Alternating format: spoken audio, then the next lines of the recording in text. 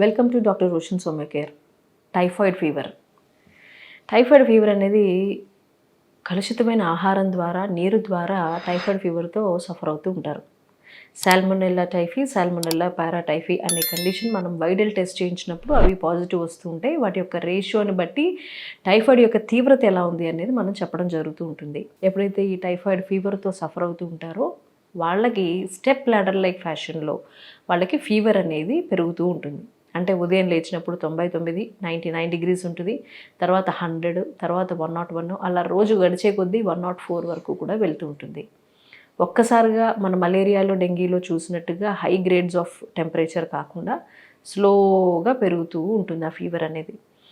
Night అయ్యేసరికి ఆ fever temperature అనేది ఎక్కువగా 103 నుంచి 104 వరకు వెళ్తూ ఉంటుంది. దీంతోపాటు కడుపు నొప్పి, వామిటింగ్స్, ఏమీ తినాలనిపించకపోవడం, మోషన్స్ అవుతూ ఉండడము, లేదా కాన్స్టిపేషన్ అవుతూ ఉండడము, ఇటువంటి కండిషన్స్ అన్నీ కూడా మనం టైఫాయిడ్ ఫీవర్లో లక్షణాల కింద చెప్తూ ఉంటాం. దీంతోపాటు కడుపు నొప్పి కూడా చూస్తూ ఉంటాం. కాళ్ళు చేతులు చల్లగానే అనిపిస్తాయి, కానీ బాడీ మాత్రం ఎక్కువగా వేడిగా ఉండడం అనేది చూస్తూ ఉంటాం. టైఫాయిడ్ ఫీవర్ వచ్చినప్పుడు కొంతమందికి తగ్గినట్టే తగ్గి మళ్ళీ వస్తూ ఉంటుంది. దాన్ని డబుల్ టైఫాయిడ్ అంటాం. వచ్చింది, తగ్గింది, మళ్ళీ వస్తూ ఉంటుంది, మళ్ళీ తగ్గుతుంది, మళ్ళీ వస్తూ ఉంటుంది. ఇలా వీళ్ళకి టైఫాయిడ్ ఎందుకు వస్తూ ఉంటుందంటే వీళ్ళు టైఫాయిడ్కి ఏదైతే తీసుకోవాల్సిన జాగ్రత్తలు ఉన్నాయో ఆ జాగ్రత్తలు పాటించినప్పుడు ఎస్పెషల్లీ ఈ టైఫాయిడ్ అనేది అటాక్ అవుతూనే ఉంటుంది. టైఫాయిడ్ ఫీవర్ వచ్చినప్పుడు ఆహార నియమాలు అనేవి చాలా చాలా ఇంపార్టెంట్. ఫుడ్ తీసుకునేటప్పుడు ఎస్పెషల్లీ ఫీవర్తో సఫర్ అవుతున్నప్పుడు కంపల్సరీ మనం కొన్ని కండిషన్స్ ఫాలో అవ్వాల్సి ఉంటుంది. అంటే ఎక్కువ స్పైసీ ఫుడ్ తినకుండా చాలా బ్లాండ్ డైట్, మైల్డ్గా ఉండే ఫుడ్, తినగానే అరిగిపోయే ఫుడ్ ఏదైతే ఉందో అది తీసుకున్నట్లయితే చాలా ఫాస్ట్గా హీల్ అవుతుంది. బికాజ్ ఎప్పుడైతే ఈ టైఫాయిడ్ ఫీవర్ ఎక్కువగా వెళ్ళి ఇంటెస్టైన్స్ మొత్తం అన్నిటినీ కూడా డిస్టర్బ్ చేస్తూ ఉంటుంది. ఇంటెస్టైన్స్లో పేర్స్ ప్యాచెస్ అని మనకి డెవలప్ అవుతూ ఉంటాయి. దానివల్ల ఏమవుతుందంటే ఇంటెస్టైన్స్ అన్నీ కూడా వీక్ అయిపోతూ ఉంటాయి. అంటే పేగులో అరుగుదల శక్తిని పూర్తిగా కోల్పోయే పరిస్థితి తీసుకొస్తూ ఉంటుంది.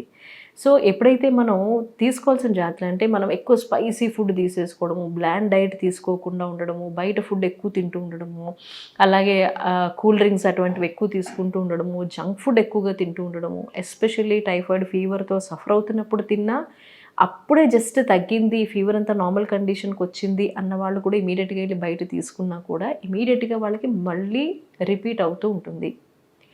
ఎస్పెషల్లీ ఎక్కువగా ఎవరైతే పానీపూరి, చాట్ ఎక్కువగా తీసుకునే వాళ్ళల్లో మనం ఈ టైఫాయిడ్ ఫీవర్ చాలా ఎక్కువగా చూసాం. అందుకే కొంతమంది దీన్ని పానీపూరి డిసీజ్ అని కూడా ఈ టైఫాయిడ్ ఫీవర్కి పేరు పెట్టారు. ఎవరైతే ఎక్కువగా టైఫాయిడ్ ఫీవర్తో సఫర్ అవుతుందో ఒక పీరియడ్లో అంటే ఒక 4-5 months బ్యాక్ ఎక్కువగా చూసాం టైఫాయిడ్ కేసెస్. దాన్ని బట్టి తెలిసిన విషయం ఏంటంటే ఎక్కువగా పానీపూరి బయట తిన్న వాళ్ళల్లోనే ఈ టైఫాయిడ్ ఫీవర్ వస్తుంది అనేది ఒక నిర్ధారణ చేయడం జరిగింది. అందుకనే దీనికి పానీపూరి డిసీజ్ అని కూడా పేరు పెట్టడం జరిగింది. ఆ వాటర్ కంటెంట్లో మనం ఆల్రెడీ ఇందాక డిస్కస్ చేసుకున్నట్టు పొల్యూటెడ్ ఫుడ్లో, పొల్యూటెడ్ వాటర్లో ఇది కంటామినేట్ అయ్యి బాడీ లోపలికి వెళ్ళిపోతుంది. కాబట్టి ఎస్పెషల్లీ ఆ పానీపూరిలో వాడే వాటర్ ఏదైతే ఉందో దాని ద్వారా బాడీకి ఎఫెక్ట్ అవుతుంది. దాని ద్వారా ఈ బ్యాక్టీరియా లోపలికి వెళ్ళిపోయి టైఫాయిడ్ ఫీవర్ వస్తుంది అనే విషయం మనం గ్రహించుకోవడం జరిగింది. అందుకే దానికి పానీపూరి డిసీజ్ అని పేరు పెట్టడం జరిగింది. అయితే ఇప్పుడు ఈ టైఫాయిడ్ ఫీవర్కి లక్షణాలు చూసాము, అలాగే ఒక స్టెప్ లాడర్ లైక్ ఫీవర్ ఒకటి చూసాము. అన్నిటికంటే ఇంకొక ఇంపార్టెంట్ పాయింట్ ఏంటంటే చాలా వీక్నెస్ అనేది ఎక్కువగా చూస్తూ ఉంటాం. జనరలీ వైరల్ వచ్చింది అంటేనే మనిషి చాలా వీక్ అయిపోతాడు. టైఫాయిడ్ ఫీవర్లో ఈ వీక్నెస్ అనేది చాలా మంత్స్ టుగెదర్ ఉంటుంది. అందుకే ఫుడ్ రెస్ట్రిక్షన్స్, ఫుడ్ ఇంటేక్లో చాలా చాలా జాగ్రత్తలు పాటించాల్సి ఉంటుంది. సో ఈ టైఫాయిడ్ ఫీవర్లో మనం వీక్నెస్ అనేది ఎక్కువగా చూస్తూ ఉంటాం. వీక్నెస్ ఉండడము, స్టెప్ లాడర్ లైక్ ఫీవర్ ఉండడము, కడుపు నొప్పి, అరుగుదల శక్తి పూర్తిగా లోపించడము, మోషన్స్ అవుతూ ఉండడము, ఇటువంటివన్నీ కూడా మనం టైఫాయిడ్ లక్షణాలుగా చెప్తూ ఉంటాం. చాలామంది ఇంకొకటి చేసే తప్పు ఏంటంటే టైఫాయిడ్ ఫీవర్ ఎప్పుడైనా సరే ఫీవర్ వచ్చినప్పుడు ఈ లక్షణాలన్నీ ఉన్నాయి అన్నప్పుడు వెంటనే వీళ్ళు పరీక్ష చేసినట్లయితే, అంటే వీళ్ళకి సిమ్టమ్స్ స్టార్ట్ అయిన ఫస్ట్ డే, సెకండ్ డే చూసినట్లయితే వీళ్ళకి వైరల్ నెగిటివే వస్తుంది.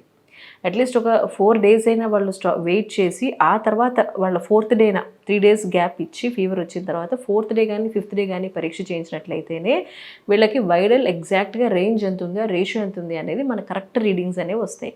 ఎప్పుడైనా సరే ఏదైనా ఫీవర్స్ వచ్చినప్పుడు ఇమీడియట్గా సెకండ్ డే చేయించకుండా కొంత ఆగి కొంత ట్రీట్మెంట్ తీసుకున్న తర్వాత అప్పటికి తగ్గినట్లయితేనే 3 days తర్వాత మనం యాక్చువల్గా వైడల్ ఈ ఫీవర్ ప్రొఫైల్ ఏదైతే ఉంటుందో అది చేయించినట్లయితేనే మనకి ఆ పాజిటివ్ రిజల్ట్ అనేది కరెక్ట్గా కనిపిస్తుంది. అదర్వైజ్ మనకి ఫాల్స్ నెగిటివ్ అంటే మనకి ఒకవేళ పాజిటివ్ అయినా కూడా అది నెగిటివ్గా కనిపించే అవకాశం ఉంటుంది. అందుకని వచ్చిన వెంటనే కాకుండా 3 days ఆగి టెస్ట్ చేయించండి. ఇక దీనికి హోమియో విషయానికి వచ్చినట్లయితే చెప్పిన ఫుడ్ రెస్ట్రిక్షన్స్, బయట ఫుడ్ తినకుండా ఇంట్లో వేడివేడిగా అప్పటికప్పుడు వేడిగా ఫ్రెష్గా వండిన ఫుడ్ తీసుకుంటూ వాటర్ ఇంటేక్ని బాగా పెంచి, బికాజ్ ఎనీ ఫీవర్ డీహైడ్రేషన్ ఎక్కువ ఉంటుంది కాబట్టి వాటర్ కంటెంట్ ఎక్కువ తీసుకుంటూ, సో హోమియోలో కూడా మెడిసిన్స్ తీసుకున్నట్లయితే చాలా ఫాస్ట్గా రికవర్ అవుతారు. అలానే వీక్నెస్ ఇప్పుడు మనం చెప్పిన లక్షణాలన్నీ పోతాయి, మళ్ళీ మళ్ళీ రాకుండా ఉంటుంది. హోమియోలో ఎక్సలెంట్ ఇమ్యూనిటీ బూస్టర్స్ ఉంటాయి. సో దట్ ఇలా టైఫాయిడ్ మళ్ళీ మళ్ళీ రావడము, మలేరియా మళ్ళీ రావడము, వచ్చిన వాళ్ళకి మళ్ళీ డెంగ్యూ రావడము ఇటువంటివన్నీ అవ్వకుండా ఉండాలంటే దీనికి ఎక్సలెంట్ ఇమ్యూనిటీ బూస్టర్స్ ఉంటాయి. టైఫాయిడ్కి ఇచ్చే మెడిసిన్స్తో పాటు ఇమ్యూనిటీ బూస్టర్స్ కూడా తీసుకున్నట్లయితే మళ్ళీ మళ్ళీ ఆ ప్రాబ్లమ్స్ రాకుండా ఉంటాయి. అది టైఫాయిడ్ అయినా, మలేరియా అయినా, డెంగ్యూ అయినా కూడా. సో ఇటువంటి కండిషన్స్ అన్నిటికీ హోమియోలో ఎక్సలెంట్ ట్రీట్మెంట్ అవైలబిలిటీలో ఉంది కాబట్టి ఎవరైనా సరే టైఫాయిడ్తో కానీ, మలేరియాతో కానీ, డెంగీతో కానీ సఫర్ అవుతున్నట్లయితే చాలా ఎక్సలెంట్ మెడిసిన్స్ హోమియోలో ఉన్నాయి. మీరు దగ్గరలో ఉండే హోమియో ఫిజిషియన్ని కన్సల్ట్ చేసి మెడిసిన్స్ తీసుకోండి. For more videos please subscribe this channel.